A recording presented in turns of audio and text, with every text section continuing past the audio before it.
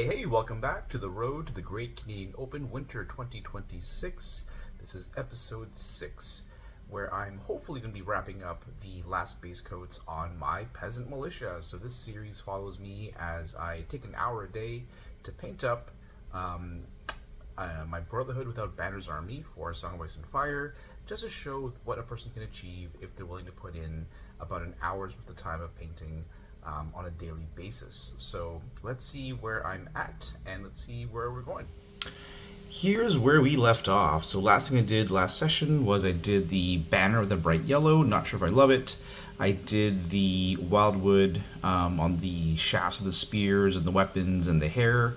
And I also did the metal. And off screen, I also washed some of the black wash.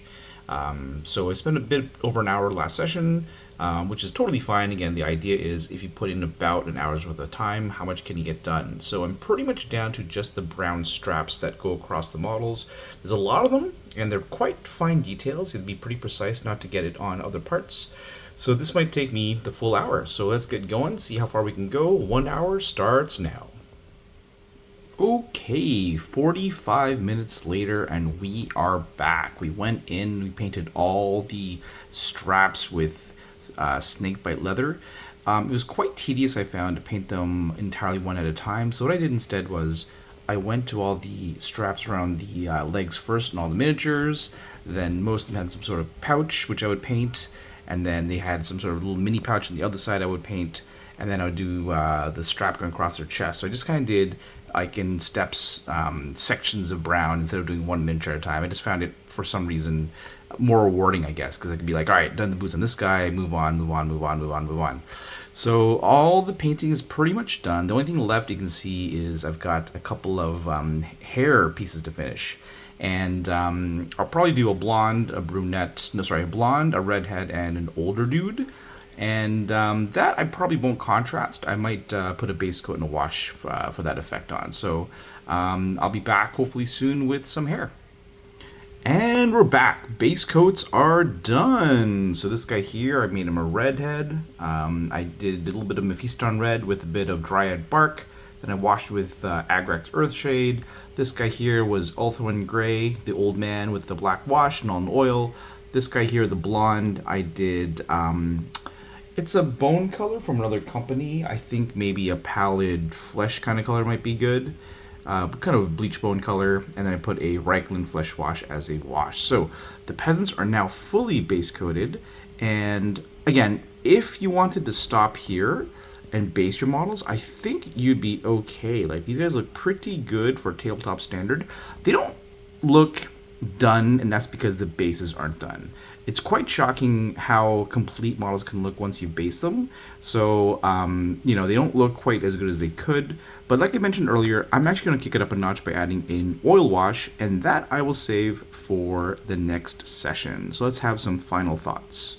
So we're done painting, and I thought as a bit of bonus content today, I'd go over my 2 lists that I plan on using and playtesting. I don't know if these will be my final lists, obviously, because I've not really tried them yet, but here's where my head's at so far. So for Brotherhood Without Banners, my first list is led by Commander Beric Dondarrion. And the reason why I'm using him is because he's got a cool rule called Sentinel. And even though Sentinel is a face-up reaction where people know that if you attack something else, Beric can either charge or maneuver, it does make things annoying where you are less willing to attack stuff near him because you don't want him to get a free maneuver. Well, if you don't attack me, then I take less damage, and that's good also. Beric Dondarrion, in a unit of Kingsmen who hit really, really, really hard with a free charge from Sentinel possibly would be really huge, but even again, the threat of Sentinel can be pretty good. Now, he has another rule, Duty to the Crown, where if he passes morale, he'll heal a wound. If you control crown, you heal another. I think that synergizes as well with the To the Last rule, where if they pass morale, they come back to life. If you control the crown, you can heal 2 more wounds.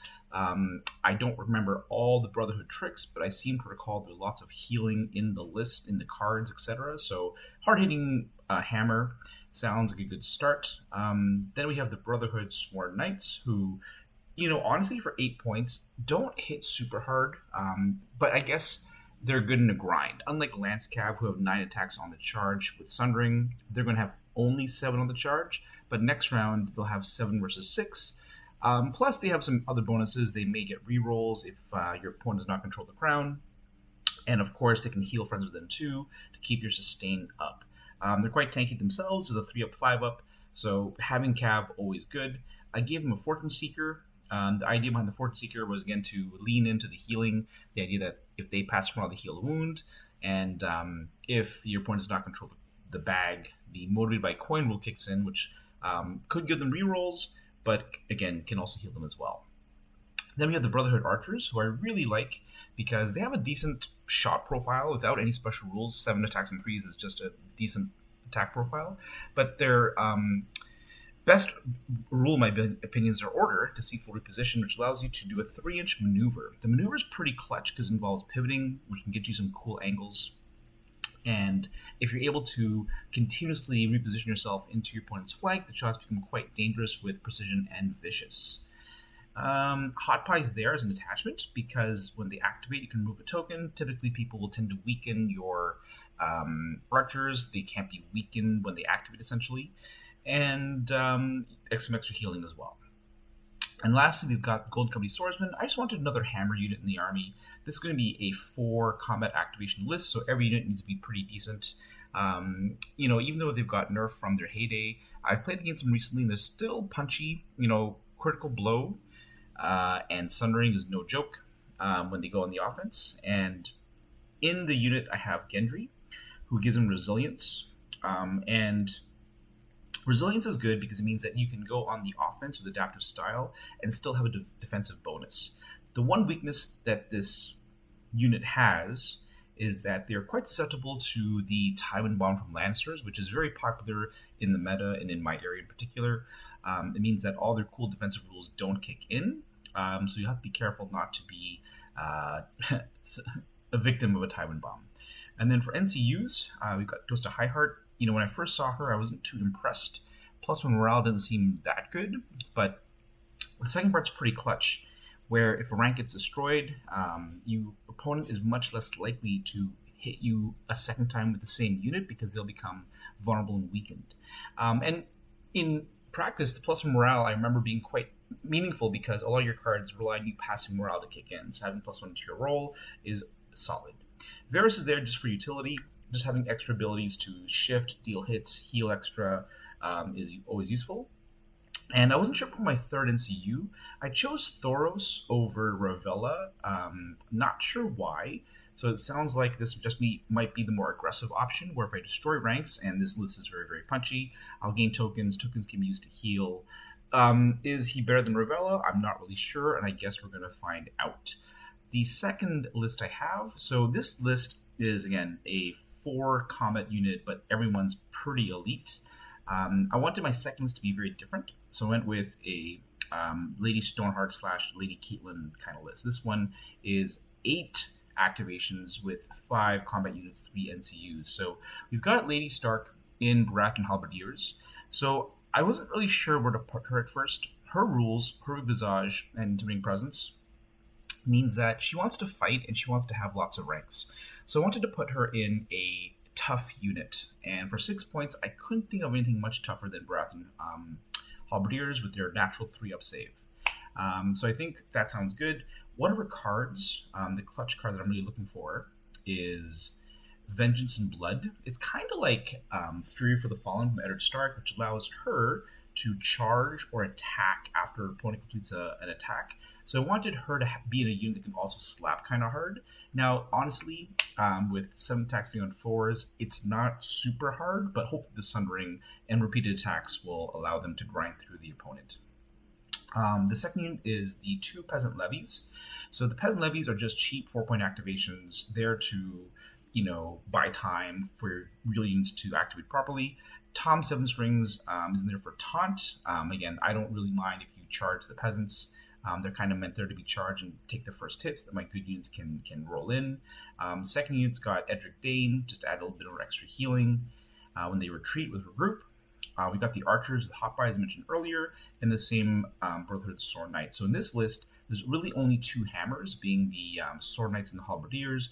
Archers provide support, and it's more of a mission play kind of build than the other one, where the other one's just trying to kill you. This one's just trying to be playing the mission more or less and delaying the fight.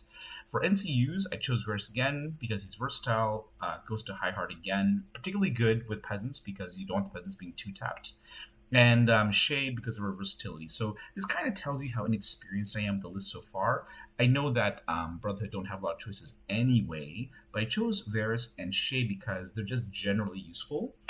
So maybe I should actually try Ravella and Thoros and just to see how they play. But Varus and Shay are just solid from the get go to deal out weaken tokens and heal and do other stuff. So those are my two lists from the get go, and I'll be on vacation soon. I'll be back first week of August, more or less, so that I can get some games and try it out. And I will film some of those results too, and you can see how I do. So that's it for today. Happy that all the base coats are done. So 6 hours of work in, a whole tray base coating. I hope you enjoyed the thoughts of my list. And the next step is the oil wash I've been talking about. So next session will be dedicated to the oil wash. Hopefully you found inspiration in this painting series so far. Again, let me know in the comments below if you're working on something, what you're working on, how's your progress been. And again, if you know anybody who has been struggling with painting, do share the video, let them watch, and hopefully they can follow along too and get some inspiration to paint. See you next time. Bye-bye.